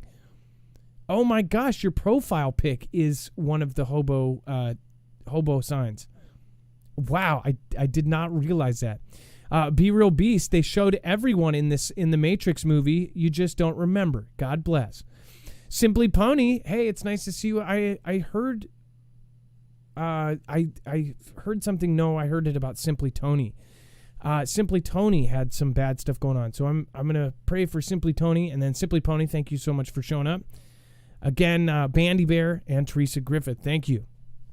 All right, let's get our next caller on decks. It looks like we have Aaron, a first-time caller, and talking about outages in Iowa. While you get her on, I do want to remind everyone, if you haven't already, make sure to go over to marfooglenews.com/prep. You can get everything from long-term 25-year shelf life food that, again, the prices on these, if you would have got these 2 or 3 years ago, they would have still had 22 years left, and you would have been paying a whole lot less. Well, the same goes for next year. A lot of people put off this kind of purchase as long as they possibly can. But again, if you're following what's going on, then it may be something that you need to look into. Again, the demand has gone extremely high, and the supplies have gone extremely low. Freeze-dried foods in themselves are getting harder and harder and harder to get. This has a full selection. My Patriot Supply has essentially kits, like a 72-hour kit that would be good for 3 days, a 1-month kit, a 3-month kit. So in a 3-month kit, for instance, you'll have everything you need to survive as far as food goes for 3 months. These are really great because you can, they're all sealed and then in buckets, which you can store in a trunk in your basement, bury them wherever you may want to keep these or keep them in a secondary location. This is the place to go. marfooglenews.com/prep. You can also get iodine tablets. If you're one of the few people that are worried about any kind of nuclear exchange, again, not many of us are. But again, if you are, make sure to go over and check out. They have iodine tablets. They also have water filtration systems. For those of you who do not trust what is in your tap water, or any water for that matter, again, even bottled water, you can filter it through a system like the Alexa Pure Pro. It's a gravity-fed filtration system that gets rid of 99.999% of all of the contaminants, including pesticides, pharmaceuticals, lead, fluoride, chlorine, and viruses. So make sure to go check it out, marfooglenews.com/prep. When you do that, again, you are supporting our channel. You're getting something amazing out of it. And in some cases, like the 3-month supply, you're getting $150 off. So it's a win-win for everybody. All right, let's get Aaron on the phone. Aaron, you are live on Marfoogle News. What is going on? Well, hello. Well, first off, the other day on the 5th, we had hurricane-style winds. I believe they're called depots, over 100 miles, and more than half of Ames and central Iowa were without power and are still currently without power. Luckily, we had power outages on the 5th, but we have power now. Now, did you personally lose power, Aaron? Yeah, on the 5th we did. We had one on the 5th. The winds were almost 140 miles an hour. Wow, 140. And it was over 105 that day. So you're saying it went from being sunny to being as dark as it is outside right now. And the sky turned this really greenish yellow color like it does before a tornado. The sirens went off. Everybody in my area went down to their basements and storm shelters. And then it lasted about 4 hours. Well, can I ask you a question, Aaron? Have you ever seen anything like that? A 105-degree day going to a storm like that? No, I actually haven't. I'm originally from Oregon, so it was really scary to live through something like that. I mean, this is the 4th or 5th one that's happened this year. In the last 2 years, there's been about 6 or 7 in total. So did all of those times, did you end up losing power, or did a lot of people lose power? A lot of Iowa did lose power. One of them actually was broadcast last year. I think it was in Fort Dodge is where it hit. And it tore out a whole thing of grain silos. I mean, they were like literal hurricane winds. Like we would get in Florida and down near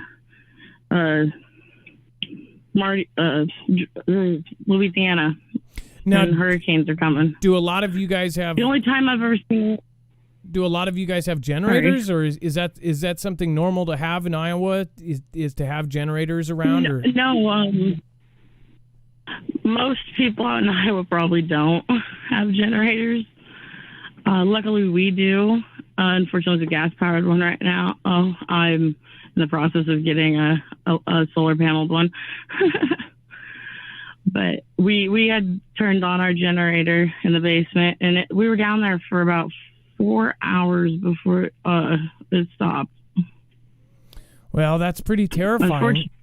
Fortunately, it didn't cause any tornadoes in the area because it had been in the low to high 80s and 90s that morning, and by the time the storm had hit, it was like 105 degrees. That just sounds so weird to me. Having the hottest day ever, and then have a storm. The only time I've ever seen anything like that out in Oregon was back in right around 2011 when the tsunami happened. Well, that's not a good omen, is it? No, it's not. I grabbed all my animals and my generator. I went down to the basement and prayed. Thank God no one was hurt. There are several counties and towns still out in Iowa that have not gained power yet from the 5th. I know that my cousin in Ames is still currently without power. And you said that was on the 5th. That's over a week ago. Alone, that's a week ago. Mm-hmm. Mm-hmm. Oh, they took out some power lines and stuff. Yeah, it was really bad. Well, I'm very sorry to hear that. And that's exactly why it's good that you have a generator, whether it be gas or solar. Having a generator is one thing that we've said for years, even before energy and all that. Exactly. People need to have some sort of power backup. If think about how dependent we are on power. When you don't have power, you're up the creek without a paddle. So. Exactly. And luckily, I'm a major prepper, so I have tons of water and dry stock all prepped up and ready to go. And I was just praying that it didn't turn into anything worse.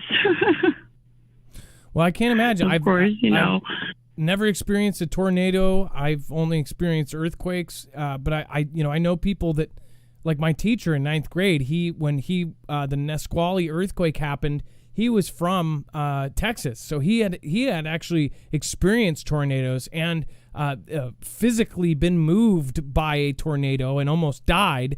But when he experienced an earthquake, he ran out of the school without telling any of the students what to do. He goes, and he said sorry later. We just watched him run out. We had huge 10-foot windows. He just ran right past us. He was like a little 5'2" guy, just bolted. Left us all to fend for ourselves. Oh, goodness. But he came back and he's like, I'm sorry, I didn't even think. And he goes, I've been through tornadoes. I've been flung by a tornado, but when an earthquake happened, I didn't know what to do. I just ran outside. And I was thinking, what would I do in a tornado, right? I've never experienced it, or hurricane winds. I've been in pretty bad storms, but not, 140 miles that's incredible. I grew up in Newport, so we've had some pretty, horrible storms, but this one topped most of anything I've ever seen. And I moved out here in 2017, and I was born and raised in Oregon. And in school, how they teach us to get under desks or go stand in a doorway during an earthquake. They don't teach us anything for tornadoes. So my very first tornado was like a class 4 kind of. I would classify it as like an earthquake that could shake the buildings in size. It was pretty big. It was almost as bad as that one that hit Winterset a couple months back and killed 4 people.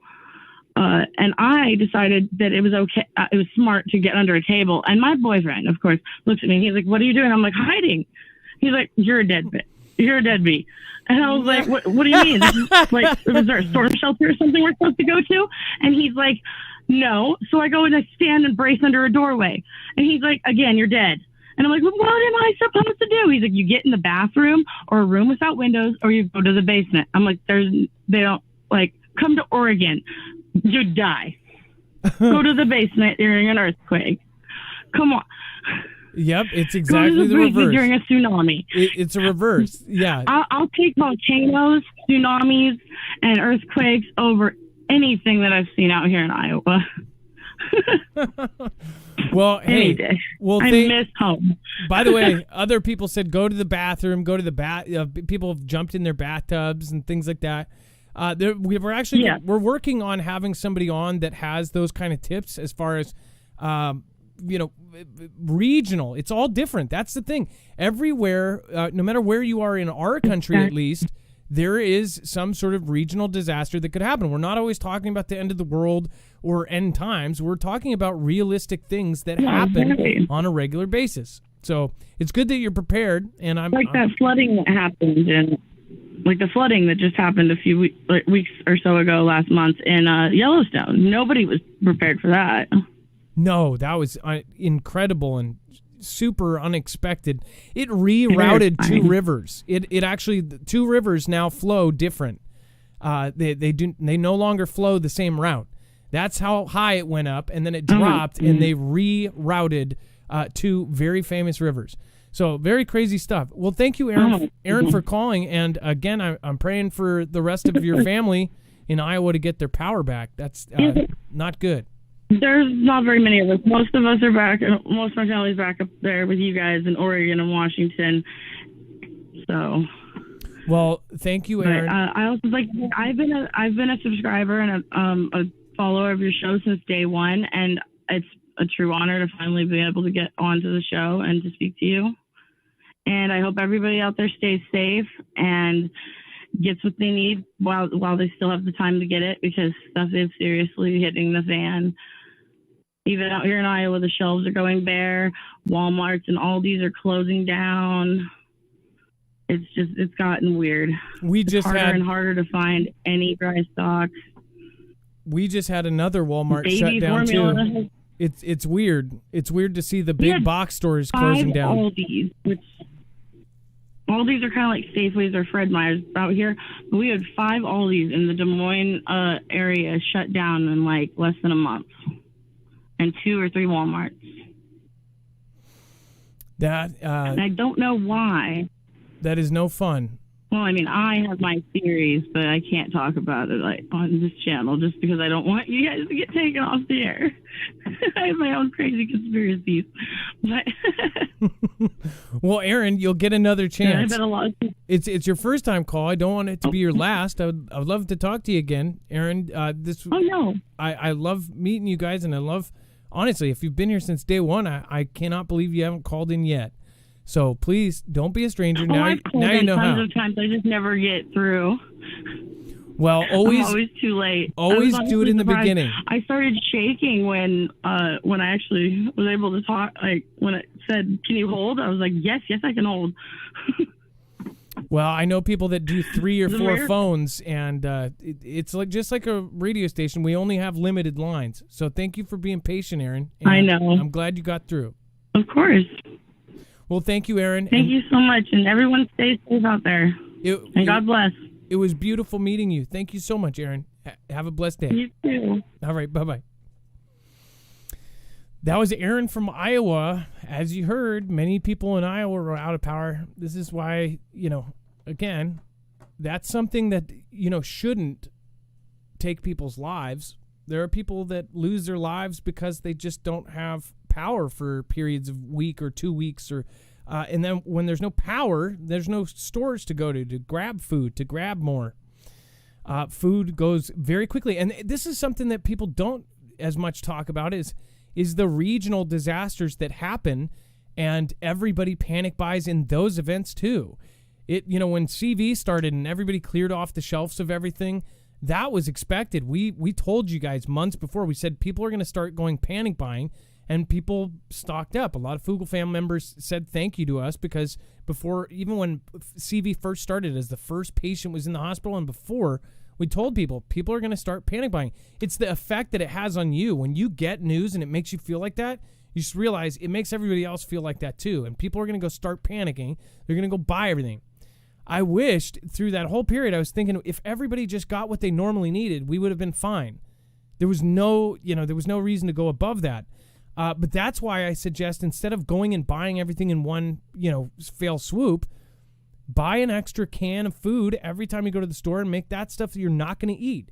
Get it. Get your canned foods and things like that. Just get a couple every week and say, hey, I've got 6 of these. Now I'm going to move on to this. I've got 10 of these. I've got, just move on, and then get an extra gallon or 2 of water every time you go to the store. If you go to the store 3 or 4 times a week, it will add up. It's only $4. All right. Geez, just so much going on there. Thank you. Joe, yes, the Harpy. Somebody else said CERN. Wolves 55, I think, said they're playing the harp. Yes, they're playing the harp. Canned Meat, Cypher 9. What's going on? Zen1AZ, LW, Big Boss. Tim G, Gulf Harbor Girl. It's nice to see you as well. Jammer 1. What a sweet woman Aaron was. All right, Dex, let's go over the off-grid and their special offer, and, of course, the web-only content. Absolutely. So head over to marfooglenews.com and click on the thumbnail for the show, or on YouTube, open that description and click on show notes. It'll take you right here where we're talking about. This is where you'll get all of the articles we just went over. While you're there, there's a special link that'll take you to Off-Grid. But more importantly, take note of that discount code, Foogle-FAM. There's like 1 day left. So this ends at midnight Pacific time tomorrow, Wednesday. So if you want to get that backpack, I know we ran the contest, we gave it away. Thomas won it. That's awesome. But everyone else, you got your chance. They're doing a special flash sale just for the Foogle fam. So it's $100 off that backpack. That's a significant discount while supplies last. So if they do run out, I guess then they're out. But make sure you get over there and get that if you want it. Make sure you don't use our regular code. Use the code Foogle-FAM. It's only for that one product if you want it. While you're here, scroll down. You'll get to the rest of the story. You'll get to the overflow content. And then below that, you'll get to all information. So we've got, Wages World there. We've got all of our callers and any other information, including the hobo signs that are posted there as well. So all the stuff that has happened during the show. But while you're here, the rest of the story, there's a lot of updates going on. There's too much that we could cover in this entire show. So plenty of other topics there as well, like political updates. There's even some updates still on Vlad and what's happening there. A super volcano in NZ. You probably want to know what's happening or at least how that's affecting people there. A lot of crime stories, lots of other strange things that are going on that I'm sure we won't think are strange. And then the tomb, a link to King Arthur. If you want to know what's happening there, that's also here, along with a lot of other news. This was actually really stacked. So make sure you go check out everything there on marfooglenews.com. Click on the thumbnail for today's show, and then just start scrolling down. You'll get everything in chronological order as we went through it today, plus all the overflow, plus the callers, everything you need. It's right there. And on YouTube, it's so simple. Just open the description and click on show notes. And again, just to read that to get you over there, a super volcano in NZ is rumbling so much, it's shifting the ground above it. Freaky story. I'm sure YouTube is going to be all over it. There's going to be people there doing videos. I bet you this is going to be a bigger story in just about a week. And then Vlad building new laser weapon to disable foreign satellites. Called it, folks. I mean, this is just, it's too simple to see the patterns that are happening. All of you know it too. We don't even have to tell you. It's at that point where everybody's on the same page. So thank you, everybody. Thank you for all. Thank you, Jerry, for all of the beautiful emails. Thank you. Again, all the people I've been trying to get to, a lot of emails. It takes hours and hours to get to them, and again, I can't get back to everybody, but those that are patient, thank you. I'm now back to April emails, so thank you guys. I'm 3 months behind. I've been behind since I started this channel. Especially, there was one video that like 12,000 people emailed me about, and that video put me behind for 2 years. So thank you, everybody that's patient. Again, if you send a picture or a video, make sure, I've been telling people via email, get it over to Play My Video, marfooglenews.com/playmyvideo. That will go to the top of the pile for videos. or at least when we look for the videos to play on the show, that is a good place to do it. All right, Dex, thank you for your service today. I appreciate you. And again, thank you everybody for coming tonight.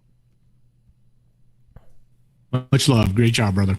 Special thank you to all of my D-Live crew. Texas Rob 49, once again, one of the top supporters. Thank you so much for all of the gifted Marfia badges. You really do. You are a team player over there. Thank you so much. Hempin' Ain't Easy, Scooby-Doo Do Right, Chewy Weather, Gem, thank you for modding, Chance Paladin. Make sure to go check him out. He's a great author. He does science fiction. In fact, it's based in the Northwest about the end of the world. Perfect topic for today. Kishara, of course, thank you. Jay the Jeweler TV, Ecto1, thank you. And everybody else that popped in, V-Night VNC, live near New York City. Would be scary if something happened. Would be isolated. God bless. Yes, being on an island is no fun when you get a notice like that. And then everybody, thank you guys. Love you. It is now time for the shoutro. It's not an outro. It's not a shout out. It's a shoutro.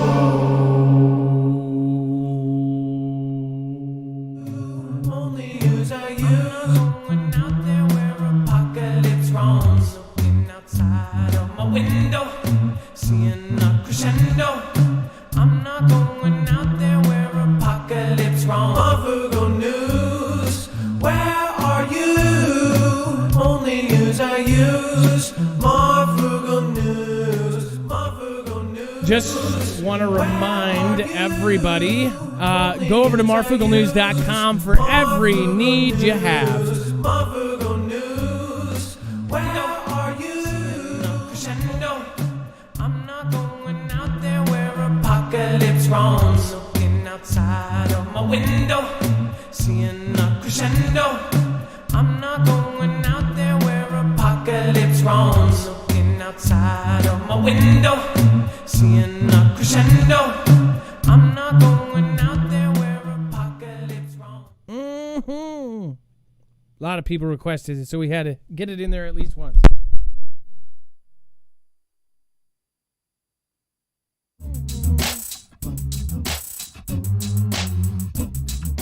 All right, let's make a fresh one for Love of Country 1. And by the way, Irish Rebel, thank you so much for yesterday's support. I didn't actually get you in a song, so let's see.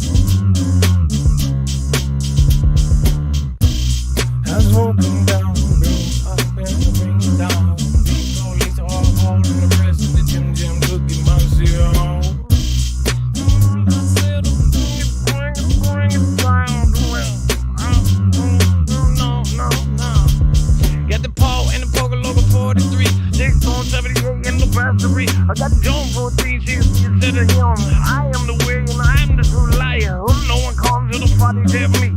These are all hoes and them is the only we. With the Carolyn Wiggle and the Chamberlain. Everybody get me your ambulance. Caribbean LW. Dinner on the one and the looking fantastic. Cactus. We'll bring it right now.